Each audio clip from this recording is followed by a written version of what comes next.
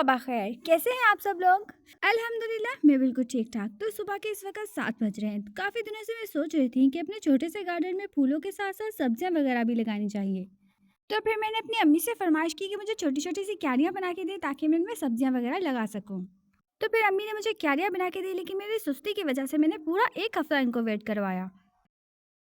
तो सुबह-सुबह का टाइम है और मौसम काफ़ी अच्छा है, तो मेरा दिल किया आज तो मैं सब्जियां लगा ही देती हूँ। लेकिन इसके साथ ही मैं आपको ये भी बता दूं कि ये बहुत सारी सब्जियों के बीज नहीं, ये सिर्फ भिंडियों के बीज है। आज मैं सिर्फ भिंडियां लगाने वाली हूँ। तो अभी मैं इन भिंडियों के छोटे-छोटे से बीज इस मिट्टी के अंदर दबा रही हूँ। तो चलिए मैं आपको भिंडियां लगाने का सबसे आसान तरीका बताती हूँ। आपको छोटी-छोटी सी क्यारियां बनानी है और उनको रात भर पानी में भिगो के रखना है। मेरा मतलब उसमें पानी लगाना है। वैसे आजकल इंडिया ने हमारा पानी भी बंद किया हुआ है, तो प्लीज़ थोड़ा एहतियात करिएगा। और फिर सुबह उठने के बाद आप थोड़ी सी भिंडियों के बीज लें, उन्हें पानी में भिगो के रखिए और उसके बाद उसे इसी तरह से ज़मीन में दबा दें, जैसे मैं कर रही हूँ।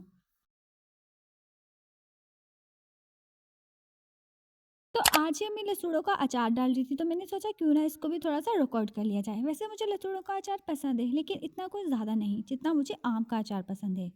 तकरीबन 1 महीने तक आम थोड़े बड़े हो जाएंगे, उनमें गुठली से बन जाएंगी, तब अम्मी आम का अचार डालेंगी, तो उसकी रेसिपी भी मैं आप लोगों के साथ शेयर करूंगी। तो लसूड़ों का अचार बनाने के लिए सबसे पहले लसूड़ों को बॉईल करेंगे, उसके बाद उसको ठंडा होने के लिए रख देंगे।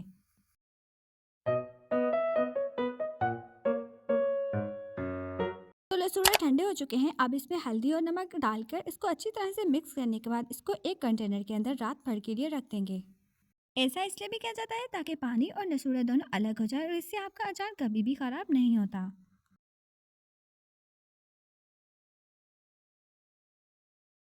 सुबह तक तो मौसम बहुत ज़्यादा कोजी और बहुत अच्छा और बहुत पीसफुल था, लेकिन जैसे ही 12 बजे उसके बाद मौसम इतना ज़्यादा ख़राब हुआ, इतनी तेज़ हवा चली बिल्कुल आंधी की तरह। तो इस मौसम और तेज़ हवा का फ़ायदा उठाते हुए हम लोगों ने सोचा कि चलो बाहर चलते हैं, थोड़ा एंजॉयमेंट भी कर लेंगे। और आम के दरख्तों के नीचे जितनी भी हवा की वजह से केरियाँ वगैरह गिरी होंगी उनको भी उठा लेंगे। सच बताऊं तो असल में हमारा मेन मकसद इन केरियों को उठाने का नहीं बल्कि इनको खाने का था। सिर्फ इन केरियों को लेने के लिए मैं इतनी तेज तपती धूप और तेज गर्म हवा के अंदर बाहर निकली थी।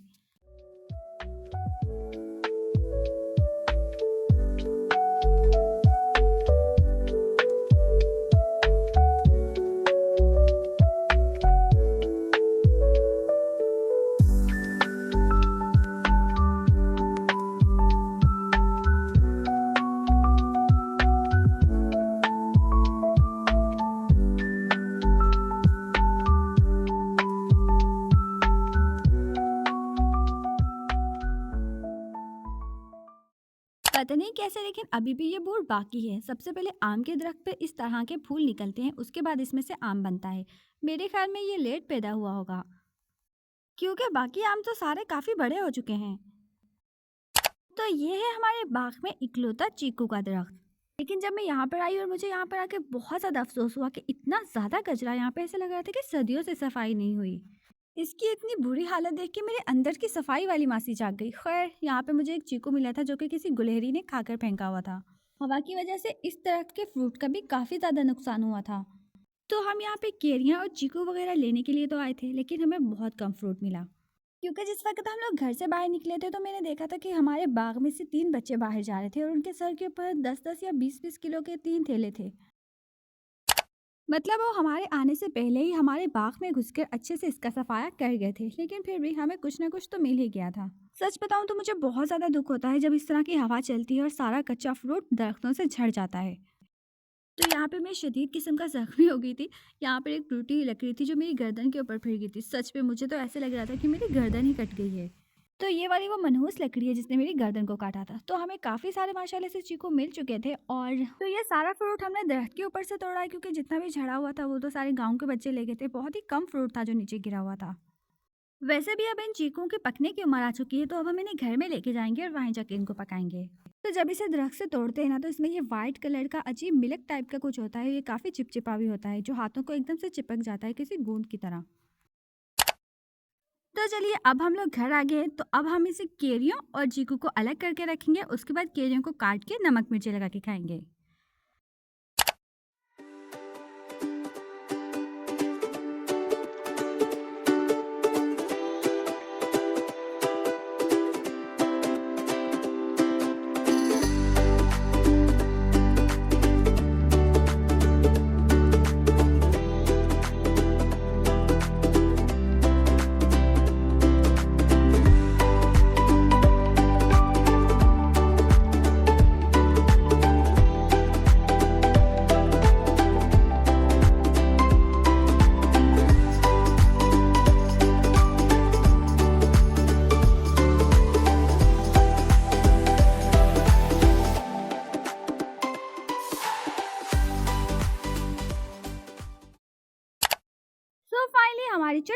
कैरियाँ बिल्कुल तैयार हैं खाने के लिए। इसको खाने के लिए ना मैं इतनी तपती दोपहर के अंदर बाहर गई थी।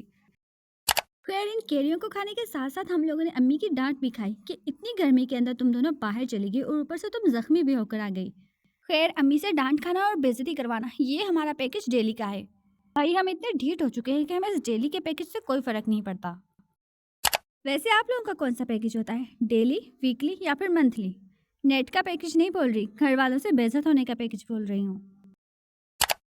ओके तो ये था मेरा आज का छोटा सा मिनी व्लॉग। अगर वीडियो पसंद आई हो तो लाइक कमेंट और शेयर जरूर करिएगा। मिलते हैं अगले व्लॉग में, तब तक के लिए अल्लाह हाफिज़, बाय बाय।